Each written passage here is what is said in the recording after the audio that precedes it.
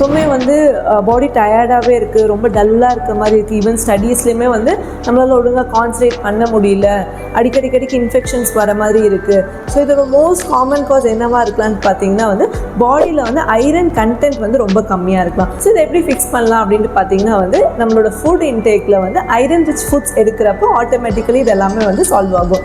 So first வந்து iron ஏன் important அப்படின்னு பார்த்தீங்கன்னா, எப்போ நம்ம ஐரன் ரிச் ஃபுட்ஸ் எடுக்கிறோமோ ரத்த சோகையை ப்ரிவென்ட் பண்ணலாம், ஈவன் சைல்டோட க்ரோத்துக்கு அது ஹெல்ப்ஃபுல்லாக இருக்கும், ஈவன் பிரெயின் டெவலப்மெண்ட்டுக்குமே வந்து ரொம்பவே யூஸ்ஃபுல்லாக இருக்கும். ஸோ ஐரன் சோர்சஸ் அப்படி என்னென்னு பார்த்தீங்கன்னா வந்து நான் வெஜிடேரியன்ஸ்க்கு லிவர், அதுக்கப்புறம் வந்து சிக்கன், ஃபிஷ்ஷில் இருக்குது, எக் யோக்கில் இருக்குது. ஸோ இதில் எல்லாமே வந்து ஐரன் கண்டென்ட் வந்து நல்லாவே இருக்கும். ஸோ வெஜிடேரியன்ஸ்க்கு எதுவுமே இல்லையா அப்படின்னு பார்த்தா வெஜிடேரியன்ஸ்க்கும் வந்து நிறைய வந்து பிளான்ட் பேஸ்ட் ஐரன் சோர்சஸ் வந்து இருக்குது. என்னென்ன மாதிரி பார்த்தோம்னா வந்து ஸ்பினாச், அதுக்கப்புறம் வந்து க்ரீன் லீஃபி வெஜிடபிள்ஸ், கீரையில் வந்து எல்லாத்துலேயுமே வந்து ஐரன் கண்டென்ட்ஸ் இருக்கும். முருங்கையிலலாம் வந்து நல்ல rich source of iron content இருக்குது. முருங்கை கீரையிலையுமே இருக்குது, அண்ட் தென் முருங்கைக்காயிலையும் ஐரன் ரிச் கண்டென்ட் இருக்குது. ஸோ இந்த மாதிரி ஒரு ஐரன் ஃபுட்ஸ் நம்ம எடுக்கிறப்போ அதோட அப்சர்ப்ஷன் வந்து எப்பெல்லாம் பெட்டராக இருக்கும் அப்படின்ட்டு பார்த்தீங்கன்னா வந்து விட்டமின் சி கூட சேர்த்து எடுக்கிறப்போ இன்னுமே வந்து நல்லாவே பெட்டராக அப்சர்வ் ஆகும்.